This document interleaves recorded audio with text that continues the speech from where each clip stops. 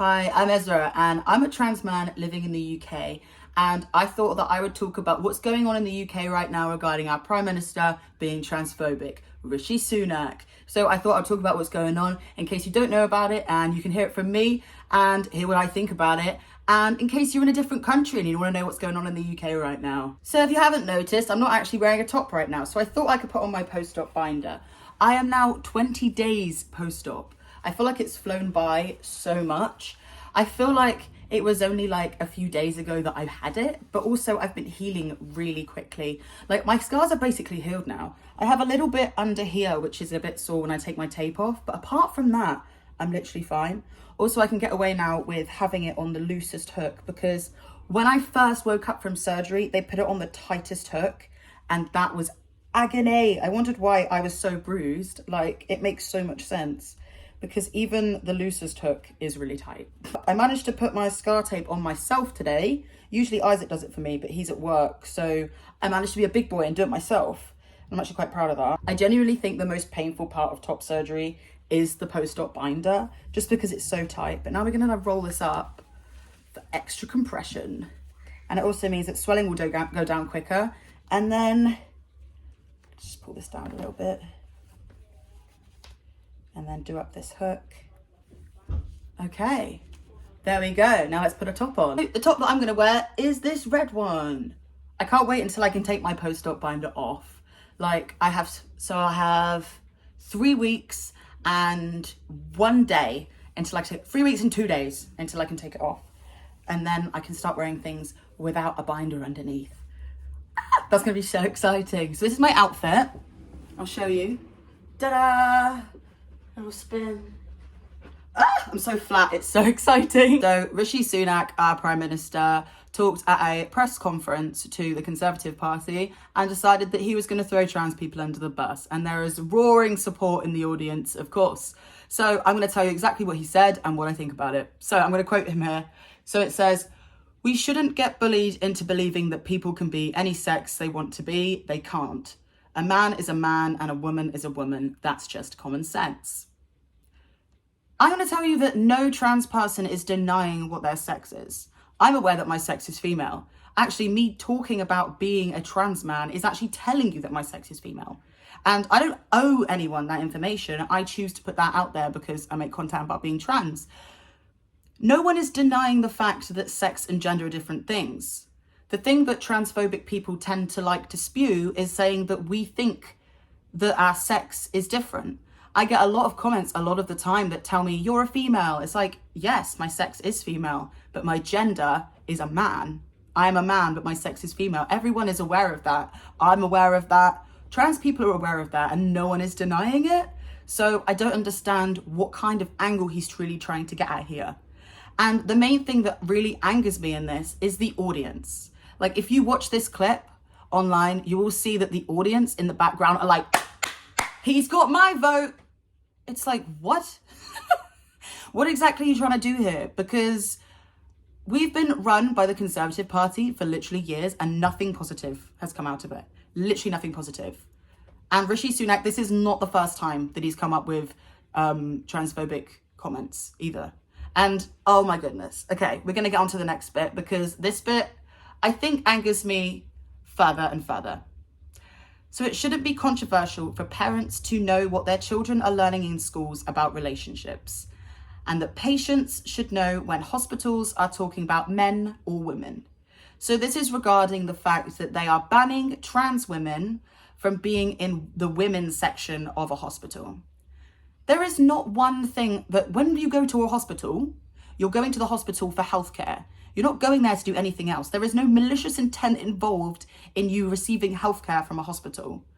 Also, there is zero proof of any trans women doing anything bad in these women's sections of hospitals.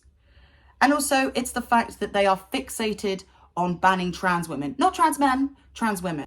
And we've seen this so much. Trans men get treated very differently to trans women. And a lot of the time, the hate towards trans women is incredibly severe. And the government are fixated on banning trans women from women's spaces. Trans women are women. They deserve to be in those spaces as much as cis women do.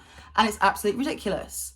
And this is going to cause so much harm. Like literally, our government doing this is going to reduce the amount of healthcare that trans people can get. It's literally going to put them in danger.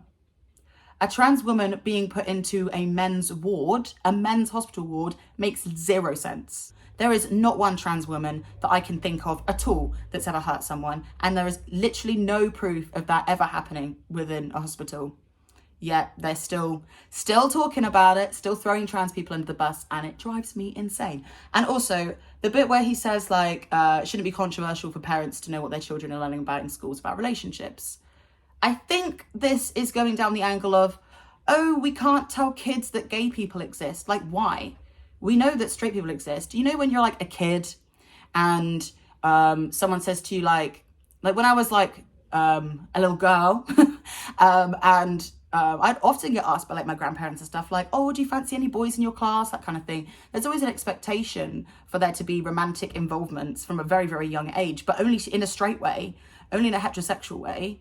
Like, why can't it be talked about as much with gay relationships? I think I would have realized that I was bisexual a long time before I did if I was educated on it when I was younger. And that's a good thing. It's good to be able to figure it out younger because it would have been way less of a battle. When I came out as bisexual, I first tried to come out when I was 16. And I remember telling my friends at college and they were like, oh, well, would you make out with me? And I was like, no. And they were like, oh, well, you're obviously not bisexual then. And then it took me 3 more years to eventually actually come out because I was stunted. I didn't have the support, and I was places I'd lived before that I didn't have support either. And there wasn't enough representation of gay people existing. And you don't learn about it at school at all. Like, you have sex ed lessons, but they don't ever teach you about anything other than in a heterosexual way. And the fact that they're saying, oh, well, parents should know what their children are learning about in school, about relationships, only because you want to restrict the learning. Like, why should we learn about heterosexual relationships, but we can't learn about gay ones? There's another thing that I'm reading here, and it says that the National Health Service has issued an advisory in September stating that schools should not allow children to socially transition without parental consent. That is incredibly unfair. There are loads of people I know who are trans that parents aren't accepting of the fact that they're trans. So you're going to put them in danger in their household by telling their parents that they're using a different name at school. Like, that's not okay. Like, if you go into school and you say, oh, I want to be called John now instead of whatever your name was before. And they're like, oh, well, we're going to tell your parents.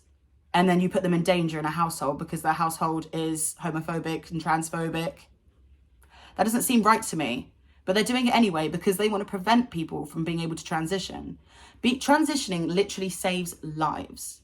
Transitioning saves lives. And the fact that they're taking that away from people just because they don't like trans people doesn't make sense. It literally doesn't make sense. We want to exist just as much as anyone else. All we want is the same rights.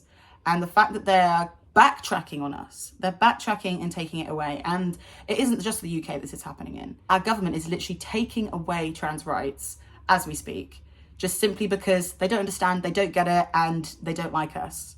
And all this is going to do is increase the risk and the harm of being able to come out. Because if you can't come out in school, then it's going to take you way longer to figure it out. And a lot of people want to go on hormone blockers. They want to start HRT. They might potentially want top surgery, bottom surgery, all that kind of stuff. You're shoving that way down the line. You're taking away the opportunity for them to be able to stunt their puberty. If you're making them not be able to talk to their parents about it because they're scared, because their parents are transphobic, and then they have to come out at school, and the right name isn't being used, and then they're incredibly depressed. Like, it's honestly disgusting. This is not the first time that Rishi Sunak, our Prime Minister, has been transphobic. I'm going to read you here what happened. In April, Sunak was asked by the website Conservative Home whether it was true that 100% of women do not have a penis, to which he responded, yes, of course. That's according to The Independent. And it's absolutely not true. It's not true. And I'm living proof as well, because I do not have a penis and I'm a man. Like, sex and gender are not the same thing. They are not the same thing. And just because he doesn't understand, the problem is, it's not just that he doesn't understand. The problem is he is he has power in this country. He has power to do something to negatively impact trans people, and he's using that power.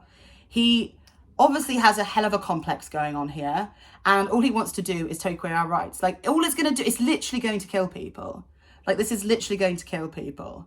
And also, the government is going to ban gender-neutral bathrooms, which means now they're going to be single-sex bathrooms, and apparently you have to go into the one of your biological sex. With myself, as a trans man, I do not go into the women's toilets very often, only if I'm feeling particularly anxious and I don't know how it's going to be seen if I go in there, or I'm nervous about how people will react.